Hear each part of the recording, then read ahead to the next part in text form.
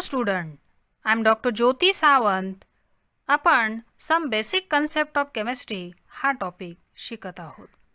यापूर्वी आपण 2 lecture attend केलेली आहेत, ज्याच्यामध्ये आपण इंट्रोडक्शन हा पार्ट बघितलेला आहे. त्याचबरोबर दुसऱ्या लेक्चरमध्ये आपण properties of matter and their measurements हा भाग कव्हर केलेला आहे. नाव in this lecture we are going to see Gay-Lussac's law and Avogadro's law.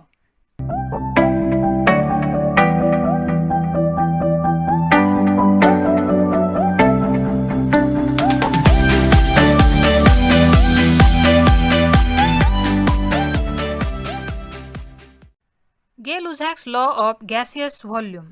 In 1808, Gay-Lussac stated this law for combining volume of gases. त्याचं स्टेटमेंट काय आहे पहा. When gases combine or are produced in a chemical reaction, they do so in simple ratio by volume, provided all gases are at same temperature and pressure.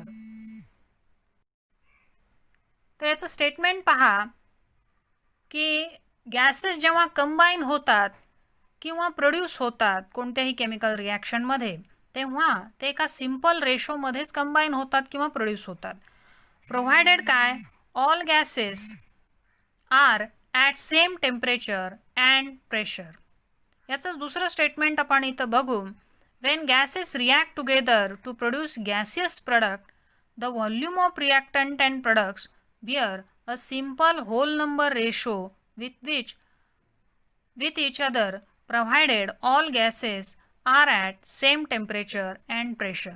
म्हणजेच गे-लुझॅक्सनी जेव्हा हा law आपल्या पुढं मांडला त्यावेळेला त्यांनी भरपूर गॅसेसच्या रिॲक्शन ज्या आहेत ह्या कव्हर केल्या आणि त्याच्यामध्ये त्यांनी असं स्टेटमेंट मांडलं की हे गॅसेस कंबाईन होत असताना सिंपल रेशोमध्ये कंबाईन होतात, पण अट काय होती, all gases are at same temperature and pressure. आता हा लॉ समजून घेण्यासाठी आपल्याला त्याच्यावरती काही एक्झाम्पल पाहावे लागतील. परीक्षेत काय प्रश्न असतो बघा, state and explain Gay Lussac's law. So again repeat with me the statement of Gay Lussac's law. When gases combine or are produced in a chemical reaction, they do so in a simple ratio by volume, provided all gases are at same temperature and pressure. Okay, now we'll see the example. First example, under the same condition of temperature and pressure, 100 ml of hydrogen gas combined with 50 ml of oxygen gas to give 100 ml of water vapor. पाण्याची वाफ तयार करत असताना 100 milli आपल्याला 100 milli hydrogen gas लागतो आणि 50 milli oxygen gas लागतो. हेच आपण खाली लिहूयात. Hydrogen gas plus oxygen gas giving water gas. 100 ml, 50 ml, 100 ml हे त्यांचे व्हॉल्यूम्स आहेत. हे जर आपण व्यवस्थित लिहिलो तर ते येईल 2 volume hydrogen gas plus 1 volume oxygen gas giving 2 volume of water gas, that means water vapor. Thus the volume of hydrogen gas, that is 100 ml, and oxygen gas, that is 50 ml, which combine together producing 2 volume, that is 100 ml of water, bear a simple ratio. आता हा simple ratio काय येतो, hydrogen as to oxygen as to water, 2 as to 1 as to 2. आणखी एक example घेऊयात आणि हेच आपल्याला कशा पद्धतीने मांडता येईल पाहू. Under the same condition of temperature and pressure, 1 liter of nitrogen gas combined with 3 liter of hydrogen gas to give 2 liter of ammonia gas. पहा इथं हे कसं आपल्याला लिहिता येईल. Nitrogen gas 1 litre, hydrogen gas 3 litre giving ammonia gas 2 litre. आता हे आपण व्यवस्थित कन्व्हर्ट करून घेतलं तर आपल्याला लक्षात येईल की 1 व्हॉल्यूम नायट्रोजन गॅस घेतलेला आहे. हायड्रोजन गॅस किती व्हॉल्यूम घेतला आहे, 3 व्हॉल्यूम घेतलेला आहे. आणि तयार झालेला अमोनिया गॅस किती व्हॉल्यूम्स आहे, 2 व्हॉल्यूम्स आहे. दस the volume of nitrogen gas and hydrogen gas which combine together producing 2 volume, that is 2 liter of ammonia gas, bear a simple ratio 1:3:2 म्हणजे नायट्रोजन गॅस 1, हायड्रोजन गॅस 3 आणि ammonia gas आपल्याला किती लागतो 2. 1:3:2. So simple ratio इथं आपल्याला दिसतोय combine होत असताना आणि हाच आहे आपला लॉ. त्यानंतर बघूया पुढचा law ॲव्होगॅड्रोज law. In 1811, Avogadro combined Gay-Lussac's law and Dalton theory to give a law called as a Avogadro law. तर हा लॉ कधी प्रपोज झालेला आहे 1811 साली. याच्यावरती प्रश्न काय असतो स्टेट अँड एक्सप्लेन ॲव्होगॅड्रोज लॉ. म्हणजे उत्तर काय लिहायचं आहे की तुम्हाला त्याचं स्टेटमेंट लिहायचं आहे आणि एक एक्झाम्पल देऊन हा ॲव्होगॅड्रो लॉ एक्सप्लेन करायचा आहे. सो स्टेटमेंट काय आहे बघा.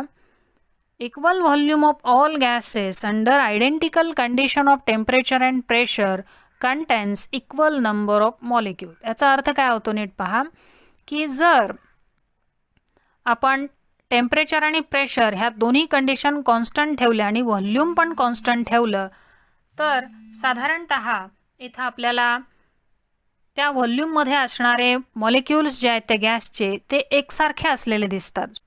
Equal volume, again repeat with me, equal volume of all gases under identical condition of temperature and pressure contain equal number of molecule. याचं दुसरं स्टेटमेंट आहे at constant temperature and pressure volume of gases are directly proportional to number of molecule. तर number of molecule ला denote करतो आपण n ने, volume v ने. So v is directly proportional to n, that is the number of molecule. आता Avogadro लॉचं आपण उदाहरण पाहूया. Under the same condition of temperature and pressure 100 ml of hydrogen gas combine with 50 ml of oxygen gas to give 100 ml of water vapour. आता ह्याच्यासाठी आपण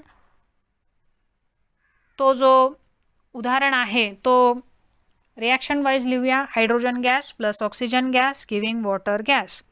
100 ml plus 50 ml giving 100 ml water gas. तर ह्याचं आपल्याला गे-लुझॅक्स लॉनुसार व्हॉल्यूमचा ratio मिळालेला आहे 2 volume 1 volume 2 volume. तर इथं आपल्याला ॲव्होगॅड्रो लॉ जेव्हा आपण अप्लाय करू की इक्वल व्हॉल्यूम असेल तर नंबर ऑफ मॉलिक्यूल सेम असतात. या नियमानुसार आपले 2 व्हॉल्यूम कन्वर्ट होईल 2n मॉलिक्यूलमध्ये, 1 व्हॉल्यूम होईल n मॉलिक्यूलमध्ये आणि 2 व्हॉल्यूम वॉटरचा आहे तो कन्वर्ट होईल 2n मॉलिक्यूलमध्ये. We have seen that 2 volumes of hydrogen gas combine with 1 volume of oxygen to give the 2 volume of water vapour without leaving any unreacted oxygen. हे आपण आधी पाहिलेलं आहे की 2 volume hydrogen gas 1 volume oxygen gas बरोबर जेव्हा combine होतो तेव्हा 2 व्हॉल्यूम वॉटर वेपर तयार होतात. According to Avogadro's law, if 1 volume contains n molecule, then 2n molecule of hydrogen combine with 1n molecule of hydrogen to give 2n molecule of water. Hence, 2 molecules of hydrogen combine with 1 molecule of hydrogen to give the 2 molecule of water vapor. हे आपण त्याचं जे काही सार आहे ते इथं असं पद्धतीनं त्याचं काढलेलं आहे की 2 मॉलिक्यूल हायड्रोजन गॅसचे कंबाईन झाले 1 मॉलिक्यूल ऑफ ऑक्सिजन गॅस बरोबर तर आपल्याला त्याचं 2 मॉलिक्यूल ऑफ वॉटर वेपरमध्ये कन्व्हर्जन झालेलं दिसतं. म्हणजे आपण व्हॉल्यूमवरून आता डायरेक्ट मॉलिक्यूलच्या बेसवरती इथं आलेलो आहोत बाय यूज ऑफ ॲव्होगॅड्रोज लॉ. आणखी एक इथं आपण हेच उदाहरण आकृतीच्या साह्यानं समजून घ्यायचा प्रयत्न करूयात. 1 व्हॉल्यूम ऑफ हायड्रोजन. आता 1 व्हॉल्यूम आपल्याला आत्ता सध्या माहिती आहे की हायड्रोजनचा मॉलिक्यूल जो आहे तो आपण H2 असा लिहितो H2 आणि त्यामुळे इथं आपण 4 मॉलिक्यूल घेतलेले आहेत हायड्रोजनचे. दिसत आहेत का बघा पहिल्या आकृतीमध्ये. पहिली आकृती पहिला जो स्क्वेअर आहे त्याच्यामध्ये HH असे लिहिलेले 5 मॉलिक्यूल आहेत. ओके 5 मॉलिक्यूल आहेत आणि दुसऱ्या स्क्वेअरमध्ये पण असेच 5 हायड्रोजनचे मॉलिक्यूल आहेत. 1 volume hydrogen plus 1 volume of hydrogen plus 1 volume of oxygen. इथं 5 मॉलिक्यूल आहेत ऑक्सिजनचे. ऑक्सिजनसुद्धा डायॲटमिक मॉलिक्यूल आहेत. डायॲटमिक म्हणजे काय 2 ॲटमपासून बनलेला मॉलिक्यूल. ओके O2 असं लिहितो आपण ऑक्सिजनला. हायड्रोजनला लिहितो H2. आता हे 2 volume of hydrogen combine with 1 volume of oxygen to form 2 volume of water vapour. इथं बघा दाखवलेलं आहे ऑक्सिजन 2 हायड्रोजनला लिंक झालेला आहे. This is the molecule of water H2O. आपण जेव्हा पाणी घेतो पितो तर आपण बऱ्याच वेळेला हा विचार नाही करत की पाण्याचा शेप कसा असतो. तर इथे दिसतंय तुम्हाला आकृतीमध्ये कसा आहे तो बेंट शेप म्हणायचं त्याला, V shape. Okay, so 2 volume of hydrogen react with 1 volume of oxygen to give the 2 volume of water vapour. हे आपण आकृतीद्वारे इथं समजून घ्यायचा प्रयत्न केलेला आहे. Avogadro made a distinction between atoms and molecules which is quite understandable in present time. पूर्वीच्या काळी म्हणजे कधी 1811 साली हा लॉ मांडलेला आहे आणि त्या कालावधीमध्ये ॲटम आणि मॉलिक्यूल हे वेगळे आहेत हे माहिती नव्हतं. पण आत्ता आपण ॲव्हॅगॅड्रोचा लॉ जो आहे तो पाहिल्यानंतर आपल्याला ॲटम म्हणजे काय, मॉलिक्यूल म्हणजे काय हे व्यवस्थितरित्या समजू शकतोय. ॲटम हायड्रोजनचा एक ॲटम म्हटला की ओन्ली हायड्रोजन येतो, पण मॉलिक्यूल म्हटला की H2 असा लिहायचा असतो. लक्षात घ्या हे. आणि आपल्याला कुणामुळं हे पॉसिबल झालं समजून घेणं, तर ॲव्हॅगॅड्रोमुळं. ऑक्सिजन ॲटम म्हटला की ओन्ली ऑक्सिजन लिहायचा, पण जर ऑक्सिजन मॉलिक्यूल म्हटला तर तो O2 येतो. आणि वॉटरचा मॉलिक्यूल जो आहे वॉटरचा ॲटम नसतो. वॉटरमध्ये 2 ॲटम आहेत, एक ऑक्सिजन दुसरा हायड्रोजन.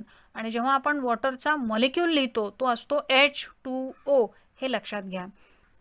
यापूर्वी आपण सम बेसिक कन्सेप्ट ऑफ केमिस्ट्रीमध्ये पार्ट 1 आणि पार्ट 2 हे व्हिडिओ लेक्चर केलेले आहेत. जर तुम्ही ते पाहिलेले नसतील तर ते तुम्ही ब्राईट केमिस्ट्री चॅनलवरती जाऊन पाहायचे आहेत. आणि त्यासाठी तुम्ही ब्राईट केमिस्ट्री चॅनलला सबस्क्राईब करायचं आहे की जेणेकरून तुम्हाला पुढील येणारे पार्टसुद्धा असेच नियमितपणे पाहता येतील. थँक्यू.